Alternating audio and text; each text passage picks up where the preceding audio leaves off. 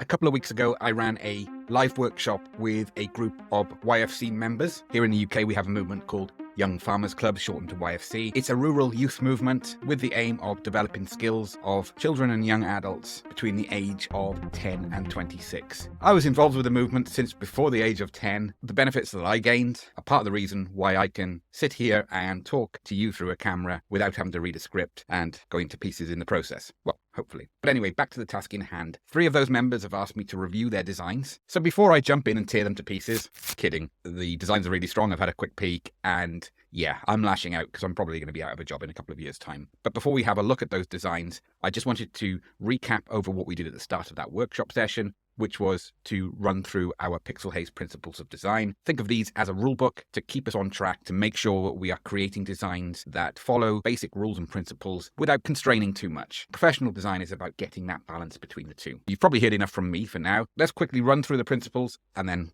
we'll take a look at the designs. Let's crack on.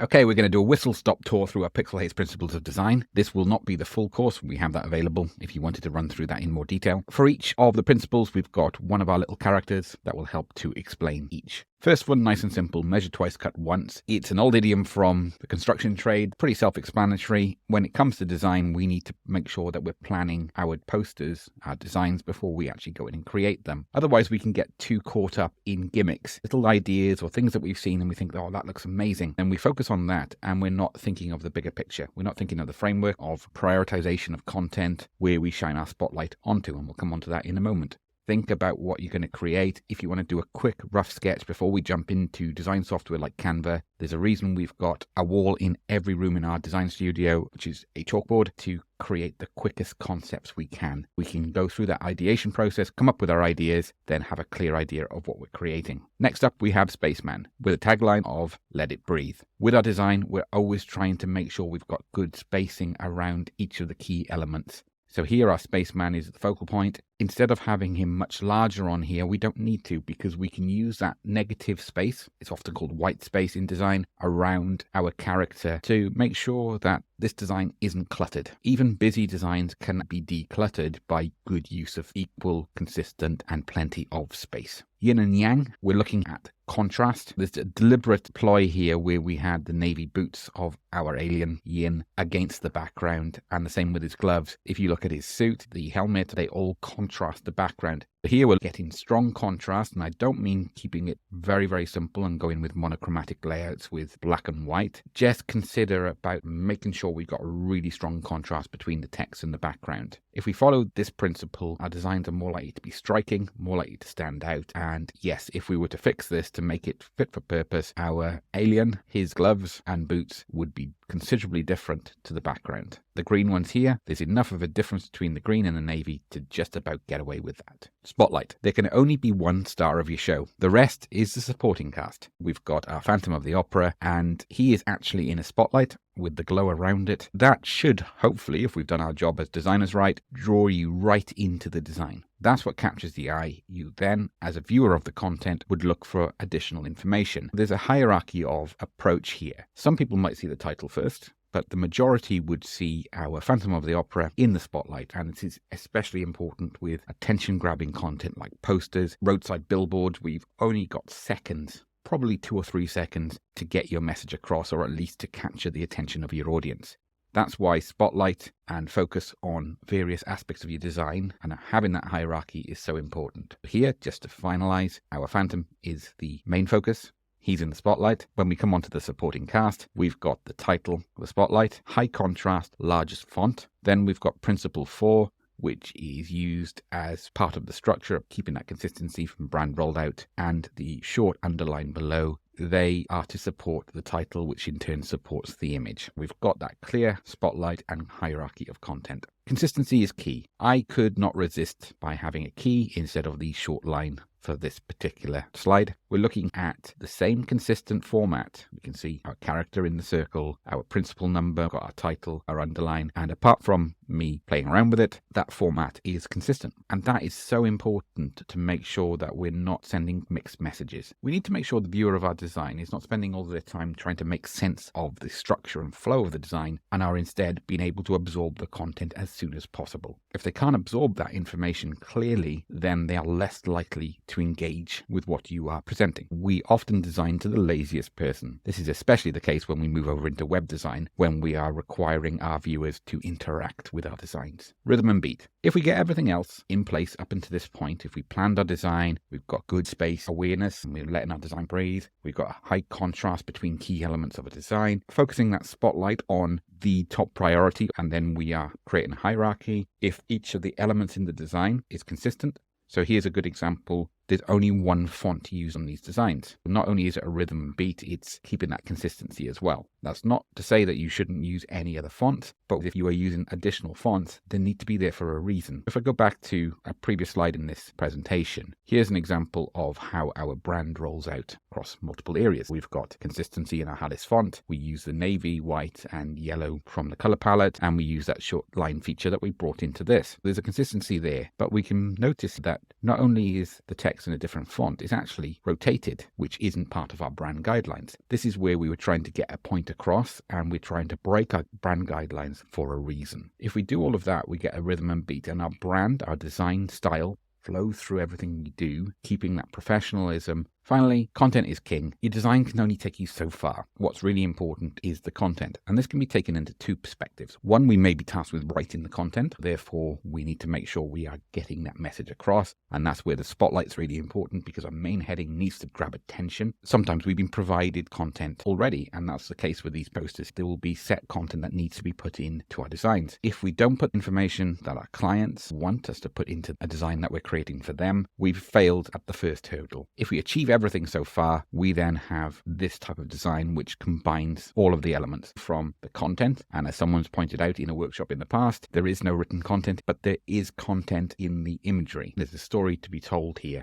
But if we go through them one at a time, I wouldn't risk creating a design like this without clear planning. Spaceman, there's a consistent space around our little astronaut. Yin and yang, you can see our astronaut really contrasting against the background. And even where he's got his navy gloves and boots, we've created a halo in the background so that brings it out to the background design without looking too heavy-handed. Spotlight, there's literally a spotlight around our spaceman. Consistency is key. There's a consistent flow between this and the other slides in this presentation. Also between the elements on this design. So the rocket is of a similar style to the astronaut, as is the moon. Rhythm and beat, if you look at our other artwork, there are different themes for different campaigns that we create, but there's definitely a playful, friendly, colourful, Lego-inspired theme to everything that we create here at Pixelhaze. That's the principles of design. Let's now refer to these when we go and review the designs. Let's start out by looking at Connie's design. We can see that there's been some good planning ahead for this design. There's good clarity, contrast. We can see that the spotlight's drawn on the cannon and our sheep. And overall, I think it's a really strong effort. We can see consistency with the fonts. Now, the logo for the main sponsor, the font there, that's where we need to make a call, is in terms of some of the mandatory, some of the things that we need to put into the poster. Sometimes that we need to move away from that and not get too bogged down by someone else's font. Also, we can see the font difference here with the fun sign. I really like that because it's there for a reason. We can see that's placed there to separate from the rest of the text. And there's an awful lot of text on this particular design. That's where we have a bit of license to be creative. A couple of things I find here. I think the colors are strong. I love the jester tat on the sheep. And just to give you some context, this is a poster competition for a YFC rally. It is not an event where you would find cars racing around the circuit. It is a competitions day with a huge range of disciplines, from traditional farming techniques like stock judging and quad bike handling, right the way through to singing competitions, flower arranging, and design-led challenges. So this is a competition that's before the event to promote the event as a poster. And I think it does a really strong job of doing that. So a couple of points I would say. I would adjust this so the bunting isn't overlapping, especially the corner of the text there. That's a little distracting. I'm not sure if it was there on purpose or if there's just a little bit of fine tuning needed for that. I suppose this is more personal opinion, is having that text so it just rotates around a little bit. The spacing around this text here is really good. I think there's plenty of space here where she's got a lot of information and spaced it out really nicely. The final point I would say is the sponsor's logo overlapping the wheel just takes you out of the effect a little bit. So I would maybe shrink the size of the logo a tiny bit so that we can see the top of the stand for the cannon and also the wheel. But I really like the idea of putting the logo in the cannon. So it's a way of utilizing our design concepts to create ourselves some more space. Great effort, Connie. Moving across to Alice's design, and the first thing I noticed, this is not meeting the brief at the moment in terms of the scale. Good news is it's easy enough to do in Canva. So I've opened up another tab ready, which will give us A4 dimensions, which is 210 millimeters width by 297 millimeters height. The brief is portrait A4, I believe. This was just starting with a different starting template in Canva. Now we've got that out of the way, let's have a look at the design. Really like this. Again, consistent use of fonts, and it's great to see that the principles of design have been absorbed again. A couple of things.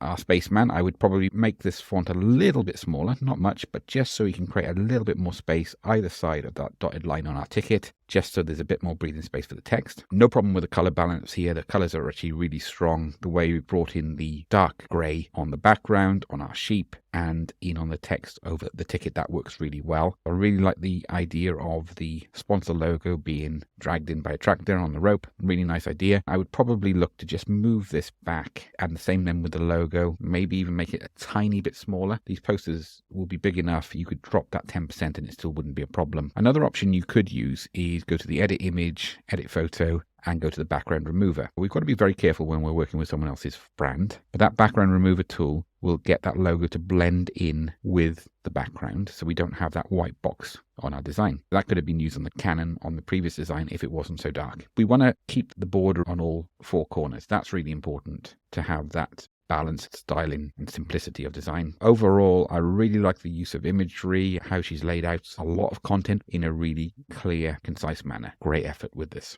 On to Henry's. Here we've got a striking, very bold design. There's a lot going on in here, but even so, he's managed to get good balance and good discipline in keeping the information in place. We do fall short a little bit with our spaceman. We can see there's space and consistency, so there's a little bit wider gap that side than this side. One way around this is providing that lines in the middle. We can drag our text block to either side, and then we know then that it's going to be central. We can actually see that this background image is a little bit off-centered. I think we get away with it if we just nudge the text block over a little bit. You could actually use the arrow keys to do that. So we just select the frame, and then we can use the arrow keys to nudge content in our designs so we have clear spacing either side. We may not need the sponsor title, which will just help to trim down the amount of content. I think that would be fine to do that, and then you could swap it around to have the Hay and Brecon Farmers logo at the bottom to contrast the Brecknock YFC logo at the top. Looking at other areas, we could potentially look at this background being a little bit lighter. If we look at this, we can see that there's a background wallpaper, and then he's very cleverly added this top here. So this overhang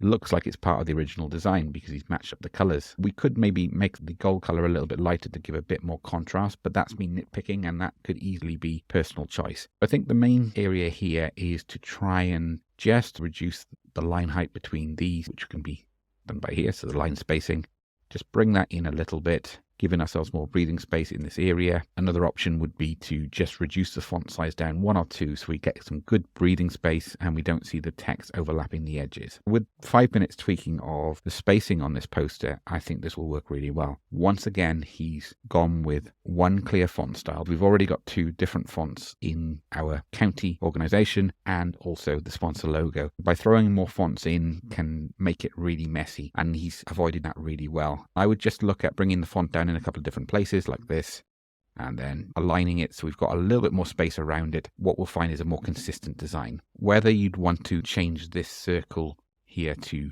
100% opacity just to give a bit more impact in that central space. The other final thing is I would probably go and choose this design and see if there are any effects like duotone effect that could just increase the contrast of the background, because I really like the white around there, and this design here just loses a little bit of that. One option you could do is copy and paste this layer, then go to edit image, duotone. So we've got a little bit of a workaround here. Doesn't matter what color you choose.